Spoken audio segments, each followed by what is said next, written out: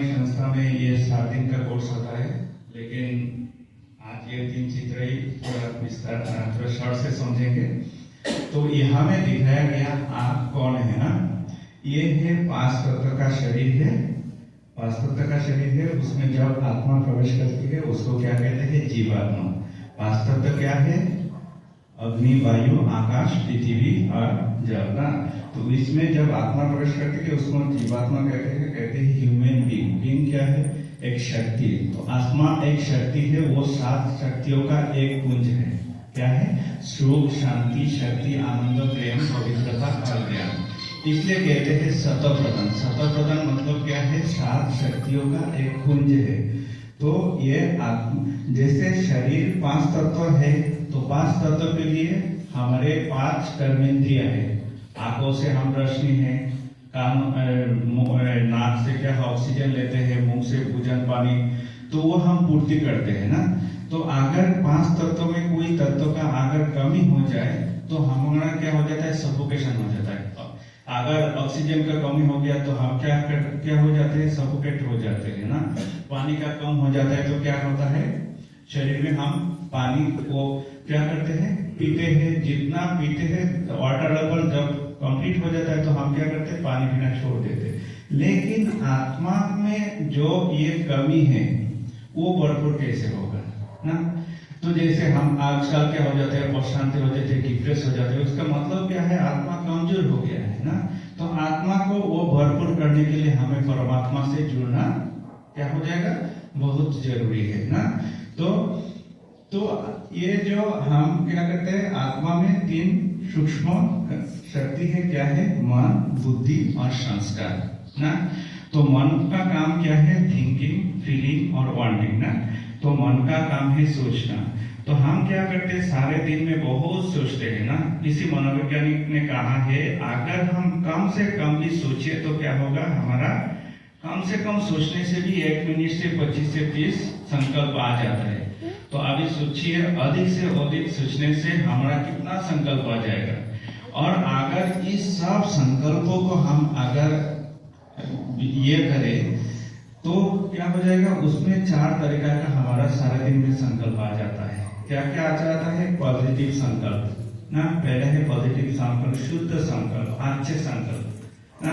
इसके बाद क्या आ जाता है, निगेटिव संकल्प, नकारात्मक वो संकल्प आ जाता है। फिर आता है व्यर्थ और नेसेसरी, अननेसेसरी ना। तो क्या हो गया, अगर परमात्मा कहते हैं हमें सबसे ज्यादा क्या सोचना है, शुभ संकल्प सोचना है, अच्छे विचार, खुद के लिए भी अच्छा और दूसरों के लिए भी अच्छा सोचना है ना। लेकिन हम ज्यादातर क्या सोच लेते हैं, निगेटिव ही सोच लेता है ना।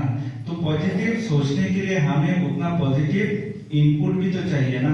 आज हमारे सारे दिन में जो भी कुछ करते हैं, सुबह से लेकर रात तक ना, आप टीवी देखो, मोबाइल देखो, न्यूज़पेपर को, ज्यादा से ज्यादा इनपुट क्या हो रहा है, निगेटिव इनपुट हो रहा है ना। तो अगर निगेटिव इनपुट होगा तो उसका प्रोसेस कैसा होगा, निगेटिव होगा। तो हमारा आउटपुट कैसा हो जाएगा, निगेटिव होगा। तो पॉजिटिव जो चिंतन है उसका सबसे अच्छा स्रोत क्या है, आध्यात्मिक ज्ञान, ईश्वरीय ज्ञान, वही सबसे ज्यादा सोच है। हम जो देखते हैं, सुनते हैं, पढ़ते हैं, उसी से हमारा क्या बनता है, हमारा विचार बनता है।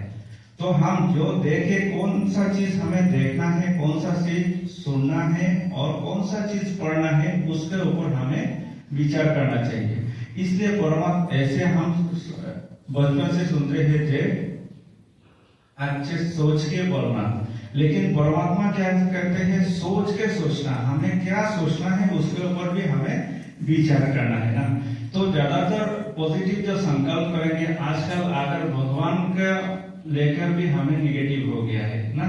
जैसे हम कोई, अगर मेरा कोई प्रॉब्लम आ गया तो क्या कहते हैं भगवान को, हे भगवान हमें ये काम पूरा कर दो, आपको 101 रुपये चढ़ावा देंगे। अगर उससे ज्यादा प्रॉब्लम हो गया तो हम लोग क्या करते हैं, चढ़ावा का तो भाव थोड़ा क्या कर लेते हैं, थोड़ा बढ़ा देते हैं। और ज्यादा हो गया तो 1001 रुपये देंगे, नहीं तो करेंगे हम आपका पूजा करेंगे।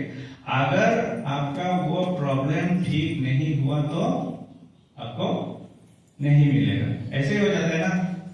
तो प्रोग्राम भगवान कोई डील का, कोई ये चीज का नहीं है। भगवान तो प्यार का सागर है। उनसे क्या चाहिए हमें? वो स्थूल चीज हमें नहीं चाहिए। भगवान को स्थूल चीज नहीं चाहिए। भगवान को चाहिए आपका मन, सच्चा मन, सच्चा ये। तो इसीलिए क्या करते हैं? As you think so you become कहते हैं। जैसा सोचेंगे वैसा आप बन जाएंगे। तो नेक्स्ट होता है बुद्धि। तो बुद्धि क्या करता है? मन करता है, सोचने का काम करता है, और बुद्धि क्या करता है? समझने का काम करता है। तो इसलिए कहता है सोच समझ कर करना है। मानव कोई भी कर्म करने से क्या करता है? सोच समझ कर करना। तो पहले सोचना है, फिर समझना है। लेकिन आजकल क्या हो जाता है? ज्यादातर पहले आदमी कर लेता है, फिर सोचता है, इसके बाद क्या हो जाता है? बार बार सॉरी कहना पड़ता है, सॉरी सॉरी सॉरी। लेकिन अगर पहले से ही अगर सोच के कोई कर्म करे तो आपको सॉरी करने का जरूरत नहीं पड़ता। तो बुद्धि क्या करती है? निर्णय करती है। तो निर्णय करने से पहले भी अगर बुद्धि में आध्यात्मिक ज्ञान नहीं होगा तो बुद्धि एक्यूरेट निर्णय कर नहीं पाएगा। तो मन सोचने का काम करता है, बुद्धि समझने का काम करता है, और उससे हम जब कर्म करते हैं वो हमारा संस्कार बनता है।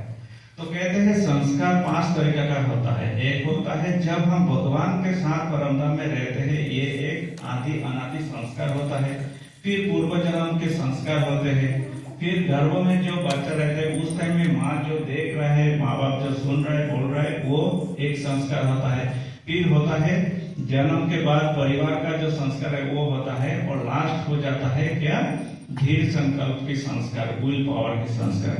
तो इसीलिए हम जो करेंगे, कोई कहते हैं जो संस्कार परिवर्तन का जरूरत है, लेकिन संस्कार परिवर्तन करने से पहले यहाँ नहीं होगा, हमारा सोच को बदलना पड़ेगा। हम जब सोच को बदलेंगे तो हमारा कर्म बदलेगा, और जब हमारा कर्म बदलेगा तो हमारा संस्कार ऑटोमेटिक बदल जाएगा।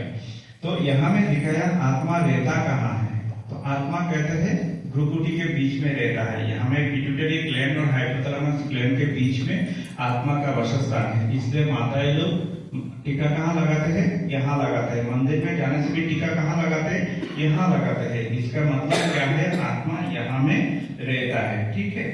तो आत्मा अजर, अमर, अविनाशी है। इसलिए में गीता में कहा गया है, नैनम चिंतन्ति शस्त्राणि नैनम दहति पावक न चैनम क्लदयांतक न शुष्यति मारुत। आत्मा नैनम छिन्दन्ति शस्त्राणि, शस्त्र से आत्मा को काटा नहीं जाता। नैनम दहति पावक, अग्नि से आत्मा को जलाया नहीं जा सकता। न चैनम क्लदयांतक, ये पानी से आत्मा भिगोया नहीं जा सकता। न शुष्यति मारुत, हवा से आत्मा सुखाया नहीं जाता। आत्मा अजर, अमर, अविनाशी है। तो कोई कहता है आत्मा जब ये हो जाता है, आत्मा पाप भी हो जाता है, तो कहते हैं गंगा स्नान करने से आत्मा का पाप धुल जाएगा। तो गंगा स्नान करने से आत्मा का पाप धुलेगा? नहीं धुलेगा। क्यों नहीं धुलेगा? तो एक बार एक ने गंगा माता को पूछा था, गंगा माता आपने इतने लोगों को पाप धो रहा है, उसको क्या करते? तो गंगा माता ने कहा मैं कुछ नहीं करती, मैं तो सागर को दे देती हूँ। तो सागर से पूछा गया आप क्या करते? इतना सब जो पाप गंगा से धो ये करके सागर में चला गया। तो सागर कहता है मैं भी कुछ नहीं करता, मैं क्या करता हूँ? बादलों को दे देता हूँ। तो बादल से पूछा गया आप क्या करते इतना पापों को? तो बादल क्या कहा? बादलों ने कहा मैं भी कुछ नहीं करता, मैं जो करता है उस पे बरस जाता हूँ। तो घूम फिर के किसके पास आया? जो पाप करता है फल उसको मिलता है। गंगा स्नान करने से कोई पाप धुलेगा नहीं। गंगा स्नान करने से क्या होगा? सिर्फ हमारा शरीर का धुलेगा ना, लेकिन आत्मा में तो जल स्पर्श ही नहीं करता। और जल आत्मा को स्पर्श नहीं करती, वो जल आत्मा के पाप को कैसे धुएगा ना? तो वो हो गया गंगा जल की बात। ये वो हो गया हमारा जो ज्ञान जल है, परमात्मा जो ज्ञान देते हैं वो जल से आत्मा जब तक नहीं धोएगा आत्मा पवित्र नहीं बन सकती। तो यहाँ में एक फिर हो गया आत्मा देखने में कैसा है? आत्मा ऐसे लाइट जल की स्वरूप है। ठीक है। यहाँ में एक गाड़ी दिखाया गया, तो जैसे गाड़ी यहाँ में रखा है तो गाड़ी कब चलेगा? जब ड्राइवर प्रवेश करती है। तो इस तरीका से इस शरीर रूपी गाड़ी में जब आत्मा रूपी ड्राइवर प्रवेश करता है तब गाड़ी चलती है, और गाड़ी को मालूम नहीं गाड़ी किस तरफ जाएगा ना। तो इसी तरीका से हमें अगर बुद्धि में आध्यात्मिक ज्ञान है तो इस शरीर रूपी गाड़ी के द्वारा हम अच्छे कर्म करेंगे तो हमारा अच्छा फल मिलेगा। तो आत्मा हो गया देखने में लाइट ज्योतिबिंदु स्वरूप है, तो आत्मा का पिता परमात्मा कैसे होगा देखने में? आप लोग बताइए।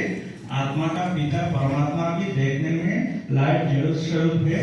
उनका नाम क्या है? उनका नाम है शिव। शिव का अर्थ क्या है? कल्याणकारी और पाप काटेश्वर। ठीक है, तो यहाँ में जैसे देखा है, एक पक्षी का पिता पक्षी होता है, एक पशु का पिता पशु होता है, मनुष्य का पिता मनुष्य होता है। तो आत्मा का पिता कौन है?